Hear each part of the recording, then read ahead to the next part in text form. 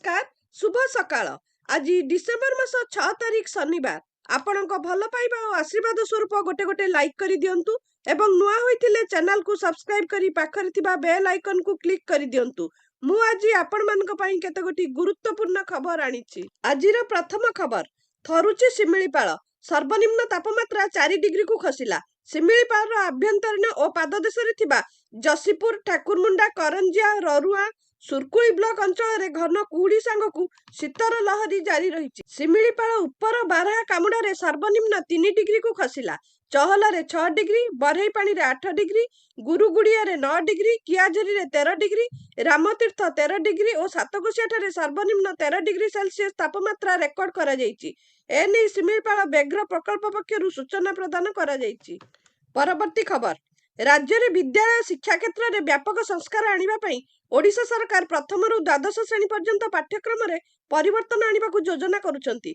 गणशिक्षा मंत्री नित्यानंद गंड शुक्रवार विधानसभा यही सूचना देइचंती। एक प्रश्नर उत्तर में मंत्री कहिसंती जे स्कूल और गणशिक्षा विभाग अधीन रे समस्त विद्यालय प्रथम श्रेणी रु द्वादश श्रेणी पर्यंत वर्तमान पाठ्यक्रम में संपूर्ण परिवर्तन करा। पाठ्यपुस्तक परिवर्तन पर प्रस्तुति प्रक्रिया पर्यायक्रमे जारी रही बोली मंत्री कहिसंती। परवर्ती खबर एबे विभिन्न सहर में धोबीघाट रही। तेबे जल संकट और सुखिला बोरवेल जोगु पानी उत्स सीमित रही धोबीघाट में विभिन्न समस्या देखा देइथाय। एहा सह धोबीघाट रु निर्गत डिटर्जेंट रंग माइक्रोफाइबर मिश्रित वर्ज्य जल नदी तथा आर्द्रभूमि को प्रदूषित करुछि, जद्वारा जलाभाव वृद्धि पाइबा सह जलीय इकोसिस्टम को क्षति पहुंचाउछि। एही समस्यार समाधान खोजी बाहर करचंती जातीय प्रजुक्ति प्रतिष्ठान बा एनआईटी रो महिला वैज्ञानिक दल। धोबीघाट को पुनर्जीवित करने तथा सहरांचल जलाशय गुड़ी को सुरक्षा देवा पई प्रकृति आधारित वर्ज्य जल नवसृजन विकसित करिसंती। एही प्रणाली असीमित वर्ज्य जल को विशोधन करि परिबो। एहा सह विशोधित वर्ज्य जल को धोबा मानक द्वारा पुनर्व्यवहार करा जाई परिबो, जद्वारा अत्यधिक जल उत्स उपरे सेमानकर निर्भरशीलता ह्रास पाइबो। परवर्ती खबर फेब्रुआरी 19 रु राज्य में आरंभ हो मैट्रिक परीक्षा। 19 रु परीक्षा आरंभ हो मार्च 2 जाए चलिबो। 19 तारीख सकाळ 9 टारू 11:30 पर्यंत चलिबो। एने माध्यमिक शिक्षा परिषद पक्षरु सूचना दिया जायछि। गणित परीक्षा दिन छात्र छात्री को अधिक 15 मिनिट समय दिया जिवो बोली कुहा जायछि। परवर्ती खबर भुवनेश्वर रे व्यस्तबहुल बरमुंडा रे एक 57 मीटर लंब 3 मीटर प्रस्थ एवं 6 मीटर उच्च पदयात्री फुट ओभरब्रिज शेष पर्यायर पहुंची, जार निर्माण कार्य डिसेम्बर 2025 शेष सुधा संपूर्ण हेबो बोली आशा करा जाउछि। एहा व्यतीत अनुमोदित अनुଯାयी ओभरब्रिज रो उभय पार्श्व रे लिफ्ट रो मध्य व्यवस्था करा जाइछि, जार कार्य खूब शीघ्र आरंभ होबो। परवर्ती खबर आम सरकार अपराधी गोटे ठिकाना जेल चारिकांथ। ओडिशा रे अपराधी को राजनैतिक सुरक्षा अवधि सरी जाइछि। एहा आ नवीकरण हेबार सुजोग नहीं। राज्य रे आईन कानून राजुति। पूर्वर राज्यर थाना गुड़िक किपरि एक निर्दिष्ट राजनैतिक दल व्यवहार करुतुला ताहा ओडिशावासी जानिचंती। तेणु सबु अपराधी सुधरी जांतु। मु सेमानकु सुधारिबा पई पुलिस को निर्देश देइछि। गुरुवार विधानसभा रे गृह विभाग अतिरिक्त बजेट उपस्थापन करने अवसर में राजनैतिक अपराधी मानकु एपरि चेतावनी देइछन्ती मुख्यमंत्री मोहन चरण माझी। ओडिशावासी सरकारଙ୍କର ଏହି अपराध नियंत्रण प्रतिबद्धता विषय जानि सारलेनी। राज्य में आईन श्रृंखला परिस्थिति नियंत्रणाधीन अच्छी। यार प्रमाण होउछि गत 1.5 वर्ष रे ओडिशा रे अनेक जातीय अंतर्जातीय कार्यक्रम और सम्मेलन अनुष्ठित होइछि। प्रधानमंत्री 15 मास रे 7 थर ओडिशा गस्त करिसेंती। कोनोसी बड़ धरणर आईन श्रृंखला परिस्थिति उपजी नहीं। किछि अंचल रे षडयंत्र करी आम सरकार को बदनाम करिया पई जो प्रयास करा जायतिला आम सरकार ताकु दृढ़ हस्त रे दमन करिसेंती। परवर्ती खबर बिना मुरबी रे चालीची स्कूल। राज्य रे खाली पड़िछि 100 बीईओ पदवी। सर्वाधिक मयूरभंज जिलार 9टी ब्लॉक रे पदवी खाली पड़िछि। सेहीपरि जगतसिंहपुर कोरापुट रायगड़ा जिलार 7टी ब्लॉक, बालेश्वर जिलार 6टी ब्लॉक, अनुगुल कंधमाल गंजाम संबलपुर जिलार 5टी ब्लॉक, जाजपुर केन्द्रापड़ा पुरी भद्रक जिलार 4टी ब्लॉक, ढेंकानाल केन्दुझर नवरंगपुर नयागढ़ सोनपुर जिलार 3टी ब्लॉक, बलांगीर कटक खोर्धा मालकानगिरी सुंदरगढ़ जिलार 2टी ब्लॉक, बरगढ़ देवगढ़ गजपति जिलार गोटे ब्लॉक र पदवी खाली पड़िछि। विधायक पद्मलोचन पंडा प्रश्न रे विद्यालय और गणशिक्षा मंत्री नित्यानंद गंड उत्तर रखिछंती। परवर्ती खबर मंत्री कले बड़ घोषणा। एणिकी किणा बिका होई परिबो पुराना अपार्टमेंट। 2016 पूर्व निर्माण करा जायतिबा सबु अपार्टमेंट गुड़िक किणा बिका होई परिबो। एनेई सूचना ଦେଇଛନ୍ତି ନଗର ଉନ୍ନୟନ ମନ୍ତ୍ରୀ କୃଷ୍ଣଚନ୍ଦ୍ର ମହାପାତ୍ର। ରେରା ଆଇନରେ ସଂଶୋଧନ କରି ନୂଆ ବିଜ୍ଞପ୍ତି ପ୍ରକାଶ କଲେ ରାଜ୍ୟ ସରକାର।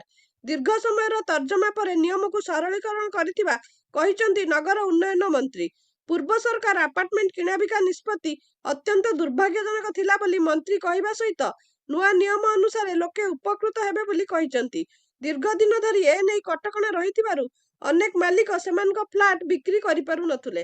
ରେରା ନିୟମ ଲାଗୁ ହେବା ପୂର୍ବରୁ ଅର୍ଥାତ୍ 5 ଅକ୍ଟୋବର 2016 ପୂର୍ବରୁ ବିକ୍ରି ହୋଇଥିବା ଆପାର୍ଟମେଣ୍ଟ ପାଇଁ ଏବେ ଆଉ ନୂଆ କାଗଜପତ୍ର ଦରକାର ନାହିଁ। ପରବର୍ତ୍ତୀ ଖବର, ସ୍ଥଗିତ ହେଲା ଏଏନ୍ଏମ୍ର ଦ୍ୱିତୀୟ ବର୍ଷର କାଲିର ପରୀକ୍ଷା। ପଞ୍ଚମ ପେପର ମିଡ୍ ୱାଇଫେରି ପରୀକ୍ଷା ସ୍ଥଗିତ ହୋଇଛି। ପରବର୍ତ୍ତୀ ନିର୍ଦ୍ଦେଶନାମା ପର୍ଯ୍ୟନ୍ତ ପରୀକ୍ଷା ସ୍ଥଗିତ ନିର୍ଦ୍ଦେଶ ଦିଆଯାଇଛି। ଅନମେପ୍ ପକ୍ଷରୁ ନିର୍ଦ୍ଦେଶନାମା ଜାରି ହୋଇଛି। ପରୀକ୍ଷା ଆରମ୍ଭ ପୂର୍ବରୁ ପ୍ରଶ୍ନପତ୍ର ଲିକ୍ ନେଇ ଅଭିଯୋଗ ହୋଇଥିଲା। ଏଏନ୍ଏମ୍ର ପ୍ରଶ୍ନପତ୍ର ଲିକ୍ ନେଇ ବିଧାନସଭାରେ କଂଗ୍ରେସ ବିଧାୟକ ରାଜନ ଏକ୍କା ପ୍ରଶ୍ନ ଉଠାଇଥିଲେ। ପଏଣ୍ଟ ଅଫ୍ ଅର୍ଡରରେ ପ୍ରସଙ୍ଗ ଉଠାଇଲେ କଂଗ୍ରେସ ବିଧାୟକ ରାଜନ ଏକ୍କା। ପରୀକ୍ଷାକୁ ବାତିଲ ସହ ତଦନ୍ତ କରି କାର୍ଯ୍ୟାନୁଷ୍ଠାନ ନେବେ କି ବୋଲି ପ୍ରଶ୍ନର ଉତ୍ତର କରିଥିଲେ ବିଧାୟକ। ଶୁକ୍ରବାର ଦିନ 2ଟାରେ ପରୀକ୍ଷା ହେବାକୁ ଥିବା ବେଳେ ଦିନ 11ଟା ବେଳେ ବଜାରରେ ପ୍ରଶ୍ନପତ୍ର ବିକ୍ରି ହେଉଥିବା ନେଇ ବିଧାୟକ ପ୍ରଶ୍ନ କରିଥିଲେ। ପରବର୍ତ୍ତୀ ଖବର, ନନ୍ଦନକାନନକୁ ଆସିଲେ ନୂଆ ଅତିଥି। ଜୀବଜନ୍ତୁ ଅଦଳ ବଦଳ ପ୍ରକ୍ରିୟାରେ ନନ୍ଦନକାନନକୁ ଆସିଲେ ନୂଆ ଅତିଥି। ସୁରତର ଶ୍ୟାମାପ୍ରସାଦ ମୁଖାର୍ଜୀ ପ୍ରାଣୀ ଉଦ୍ୟାନରୁ ଆସିଲେ ଜୀବଜନ୍ତୁ। 5 ଓଟ, 2 ଧୂସର ଗଧିଆ, 10 ବିରଳ କଇଁଛ, 2 ଫିଜାଣ୍ଟ ପକ୍ଷୀ ଆସିଛି। ପ୍ରତିବଦଳରେ ଶ୍ୟାମାପ୍ରସାଦ ମୁଖାର୍ଜୀ ଉଦ୍ୟାନକୁ ଦିଆଗଲା 14 ଜୀବଜନ୍ତୁ। 2 ରୟାଲ ବେଙ୍ଗଲ ଟାଇଗର, 2 ମାଇ ଗଧିଆ, 3 ଚାରିଶୃଙ୍ଗୀ କୃଷ୍ଣସାର ମୃଗ, 5 ବିଲୁଆ ଓ 2 ବାର୍କିଂ ହରିଣ ପ୍ରଦାନ କଲା ନନ୍ଦନକାନନ। ପରବର୍ତ୍ତୀ ଖବର, ବୋର୍ଡ ନିଗମ ନିଯୁକ୍ତି ନେଇ ଖୁବ୍ ଶୀଘ୍ର ନିଷ୍ପତ୍ତି ନିଆଯିବ। ଏନେଇ ରାଜ୍ୟ ଭାଜପା ସଭାପତି ମନମୋହନ ସାମଲ କହିଛନ୍ତି। ଚର୍ଚ୍ଚା, ଆଲୋଚନା ଓ ବିଚାର ବିମର୍ଶ ଚାଲିଛି। ଠିକ୍ ସମୟରେ ଘୋଷଣା ହେବ। ଡେଡଲାଇନ୍ ଦେବିନି, କିନ୍ତୁ ଖୁବ୍ ଶୀଘ୍ର ବୋର୍ଡ ଓ ନିଗମ ନିଯୁକ୍ତି ହେବ ବୋଲି କହିଛନ୍ତି। ପରବର୍ତ୍ତୀ ଖବର, ପର୍ଯ୍ୟଟନର ହବ୍ କୋରାପୁଟ। ଓଡ଼ିଶାର ଭୂସ୍ୱର୍ଗ କୁହାଯାଉଥିବା କୋରାପୁଟକୁ ବର୍ଷ ତମାମ ଜାରି ରହିଥାଏ ପର୍ଯ୍ୟଟକଙ୍କ ଭିଡ଼। ଖାସ୍ କରି ଶୀତ ଦିନେ ଏହି ଭିଡ଼ ବହୁଗୁଣିତ ହୋଇଯାଏ। ଶୀତର ହାଲୁକା ସ୍ପର୍ଶ ସହ ପ୍ରକୃତିର ଅପରୂପ ଶୋଭାକୁ ମନଭରି ଉପଭୋଗ କରିବାକୁ କୋରାପୁଟରେ ଜମେ ପର୍ଯ୍ୟଟକଙ୍କ ଭିଡ଼। କେବଳ ଦେଓମାଳି ନୁହେଁ, କୋରାପୁଟର ଆଉ ଏକ ଅନନ୍ୟ ଶୋଭାରାଜି ପର୍ଯ୍ୟଟନ ହେଉଛି ତଳମାଳି। ବିସ୍ତୀର୍ଣ୍ଣ ଉପତ୍ୟକା ସହ ଆଖି ପାଉନଥିଲା ଭଳି ପାହାଡ଼ମାଳ ପର୍ଯ୍ୟଟକଙ୍କୁ ପ୍ରକୃତି ଭିତରେ ବାନ୍ଧି ରଖେ। ଖାସ୍ ସେଇଥିପାଇଁ ପର୍ଯ୍ୟଟନ ଋତୁ ଆସିଲେ ତଳମାଳକୁ ଛୁଟୁଛନ୍ତି ପର୍ଯ୍ୟଟକ। ଭିଡ଼କୁ ଦୃଷ୍ଟିରେ ରଖି ଏଠାରେ ଇକୋ ରିଟ୍ରିଟ୍ ବି ଆୟୋଜିତ ହୋଇଥିଲା। ଦୂରଦୂରାନ୍ତରୁ ଆସୁଥିବା ଲୋକମାନେ ପ୍ରକୃତି କୋଳରେ ରାତି କାଟିବାର ମନୋଲୋଭା ଦୃଶ୍ୟକୁ ବି ମନଭରି ଉପଭୋଗ କରିପାରୁଥିଲେ। ହେଲେ ଏବେ ଏହି ଇକୋ ରିଟ୍ରିଟ୍କୁ ଉଚ୍ଛେଦ କରାଯାଇଛି। ତଳମାଳି ପାହାଡ଼ ଉପରେ ଅପ୍ରାଧିକୃତ ଭାବେ ଇକୋ ରିଟ୍ରିଟ୍ ଚାଲିଥିବା ଦର୍ଶାଇ କୋରାପୁଟ ଜିଲ୍ଲା ପ୍ରଶାସନ ଏହାକୁ ଉଚ୍ଛେଦ କରିଛି। ଅଭିଯୋଗ ହୋଇଛି ଯେ କୋରାପୁଟ ଓ କୋରାପୁଟ କାର୍ନିଭାଲ ନାଁରେ 2ଟି ସଂସ୍ଥା ବିନା ଅନୁମତିରେ ମାସେ ଧରି ଏହି ଇକୋ ରିଟ୍ରିଟ୍ ଚଳାଇଥିଲେ। ପରବର୍ତ୍ତୀ ଖବର, ନିଶାମୁକ୍ତ ଜିଲ୍ଲା କରିବା ପାଇଁ ଜିଲ୍ଲାଗୁଡ଼ିକରେ ନାହିଁ ଆନ୍ତରିକତା। ନିଶାମୁକ୍ତ ଅଭିଯାନ ପାଇଁ କେନ୍ଦ୍ର ସରକାର ଦେଇଥିବା ଅନୁଦାନ ରାଶିକୁ ଖର୍ଚ୍ଚ କରିପାରିନାହାନ୍ତି ଜିଲ୍ଲା ପ୍ରଶାସନ। ବିଧାନସଭାରେ ଲିଖିତ ଉତ୍ତର ରଖିଲେ ମନ୍ତ୍ରୀ ନିତ୍ୟାନନ୍ଦ ଗଣ୍ଡ। କେନ୍ଦ୍ର ସରକାର ଦେଇଥିବା 10 ଲକ୍ଷ ଟଙ୍କା ଅନୁଦାନକୁ ଜିଲ୍ଲାଗୁଡ଼ିକ ଖର୍ଚ୍ଚ କରିନପାରି ଫେରାଇ ଦେଇଛନ୍ତି। ଜିଲ୍ଲାକୁ ନିଶାମୁକ୍ତ କରିବା ପାଇଁ ଭାରତ ରାଜକୋଷରୁ 10 ଲକ୍ଷ ଟଙ୍କା ଅନୁଗୁଳ ଜିଲ୍ଲା ପାଇଥିଲେ ବି ଟଙ୍କାଟିଏ ଖର୍ଚ୍ଚ କରିପାରିନି। ସମସ୍ତ ଟଙ୍କା ଫେରସ୍ତ ହୋଇଯାଇଛି। ସେହିଭଳି ପୁରୀ ଜିଲ୍ଲା 10 ଲକ୍ଷ ଟଙ୍କାରୁ ଖର୍ଚ୍ଚ କରିଛି ମାତ୍ର 11,900 ଟଙ୍କା। ଗଜପତି ଜିଲ୍ଲା 10 ଲକ୍ଷ ଟଙ୍କାରୁ ଖର୍ଚ୍ଚ କରିଛି 5 ଲକ୍ଷ। ପରିଚାଳିତ ନିଶାମୁକ୍ତ ଭାରତ ଅଭିଯାନ 15 ଅଗଷ୍ଟ 2020ରୁ ଆରମ୍ଭ ହୋଇଥିଲା। ପରବର୍ତ୍ତୀ ଖବର, ବିନା ବରକନ୍ୟାରେ ରିସେପ୍ସନ। ଭୁବନେଶ୍ୱରର ସଙ୍ଗମ ଦାସଙ୍କ ସହ ଏପରି ହୋଇଥିବାର ଦେଖିବାକୁ ମିଳିଛି। ଯିଏ ବିମାନ ବାତିଲ ଯୋଗୁଁ ନିଜ ରିସେପ୍ସନରେ ଯୋଗ ଦେଇ ପାରିନାହାନ୍ତି। ନଭେମ୍ବର 23ରେ ଭୁବନେଶ୍ୱରରେ ବଡ଼ ଧୁମଧାମରେ ଗୁଜରାଟ ହୁବୁଳିର ମେଧା କ୍ଷୀରସାଗର ଓ ଭୁବନେଶ୍ୱରର ସଙ୍ଗମ ଦାସଙ୍କର ବିବାହ ହୋଇଥିଲା। ପରେ ବୁଧବାର ଦିନ କନ୍ୟାଙ୍କ ଜନ୍ମସ୍ଥାନ ହୁବୁଳିରେ ତାଙ୍କ ରିସେପ୍ସନ ହେବାର ଥିଲା। କିନ୍ତୁ ଇଣ୍ଡିଗୋ ବିମାନର ସଙ୍କଟ ଯୋଗୁଁ ନବବିବାହିତା ଦମ୍ପତିଙ୍କୁ ସେମାନଙ୍କ ରିସେପ୍ସନ ଭର୍ଚୁଆଲ ମାଧ୍ୟମରେ ଯୋଗ ଦେବାକୁ ପଡ଼ିଥିଲା। କନ୍ୟା ପିତା ରିସେପ୍ସନ ମଣ୍ଡପ ସହ ସବୁ ପ୍ରସ୍ତୁତି ସମାପ୍ତ କରିଥିଲେ। ଏପରିକି କିଛି ବନ୍ଧୁବାନ୍ଧବ ମଧ୍ୟ ରିସେପ୍ସନରେ ଯୋଗ ଦେବାକୁ ଆସି ପହଞ୍ଚିଥିଲେ। ଏପରି ସମୟରେ ରିସେପ୍ସନକୁ ଅଧାରୁ ବନ୍ଦ କରିବା ସମ୍ଭବ ନଥିଲା। ସେଥିପାଇଁ ଉଭୟ ବରକନ୍ୟା ଭୁବନେଶ୍ୱରରେ ରହି ବିବାହ ପୋଷାକ ପିନ୍ଧି ପ୍ରସ୍ତୁତ ହୋଇ ଭିଡିଓ କନଫରେନ୍ସିଂ ମାଧ୍ୟମରେ ନିଜ ରିସେପ୍ସନରେ ଯୋଗ ଦେଇଥିଲେ। ପରବର୍ତ୍ତୀ ଖବର, ପ୍ରଧାନମନ୍ତ୍ରୀ ନରେନ୍ଦ୍ର ମୋଦି ରୁଷିଆର ରାଷ୍ଟ୍ରପତି ଭ୍ଲାଡିମିର ପୁଟିନଙ୍କ ଦିଲ୍ଲୀ ହାଇଦ୍ରାବାଦ ହାଉସରେ ସାକ୍ଷାତ ହୋଇଛି। ବୈଠକ ସମୟରେ ଏକ ପ୍ରମୁଖ ଭୂ ରାଜନୈତିକ ସଂକେତ ଦେଖାଦେଇଥିଲା।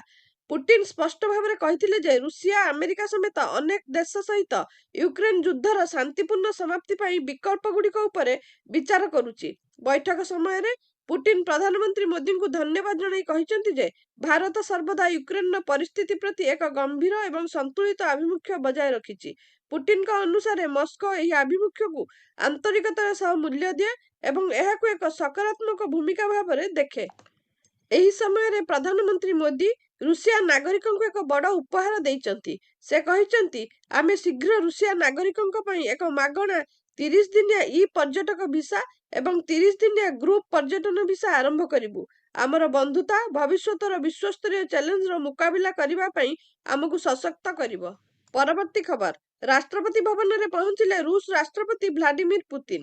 ପୁଟିନ ରାଷ୍ଟ୍ରପତି ଭବନରେ ପହଞ୍ଚିବା ପରେ ରାଷ୍ଟ୍ରପତି ଦ୍ରୌପଦୀ ମୁର୍ମୁ ତାଙ୍କୁ ସ୍ୱାଗତ କରିଥିଲେ। ପୁଟିନଙ୍କ ସହ ଆସିଥିବା 7 ରୁଷୀୟ ମନ୍ତ୍ରୀଙ୍କୁ ମଧ୍ୟ ସ୍ୱାଗତ କରିଥିଲେ ରାଷ୍ଟ୍ରପତି। ସ୍ୱାଗତ ପରେ ପୁଟିନଙ୍କୁ 21 ତୋପ ସଲାମି ଦିଆଯାଇଛି। କାର୍ଯ୍ୟକ୍ରମରେ ପ୍ରଧାନମନ୍ତ୍ରୀ ମୋଦି ଓ ରାଷ୍ଟ୍ରପତି ଦ୍ରୌପଦୀ ମୁର୍ମୁ ଉପସ୍ଥିତ ଥିଲେ। ପରେ ତାଙ୍କୁ ଉଭୟ ଦେଶର ରାଷ୍ଟ୍ରୀୟ ମର୍ଯ୍ୟାଦା ସହ ସ୍ୱାଗତ କରାଯାଇଥିଲା। ପୁଟିନଙ୍କ ସ୍ୱାଗତ ପରେ ରାଜଘାଟରେ ପୁଷ୍ପମାଲ୍ୟ ଅର୍ପଣ କରିବାର କାର୍ଯ୍ୟକ୍ରମ ରହିଥିଲା। ତାପରେ ହାଇଦ୍ରାବାଦ ହାଉସରେ ପ୍ରଧାନମନ୍ତ୍ରୀ ନରେନ୍ଦ୍ର ମୋଦିଙ୍କ ସହ ଦ୍ୱିପାକ୍ଷିକ ଆଲୋଚନା କରିଥିଲେ। ଭିଡିଓଟିକୁ ସମ୍ପୂର୍ଣ୍ଣ ଦେଖିଥିବାରୁ ଆପଣଙ୍କୁ ବହୁତ ବହୁତ ଧନ୍ୟବାଦ। ଆଜି ପାଇଁ ଖବର ଏତିକି। ନମସ୍କାର।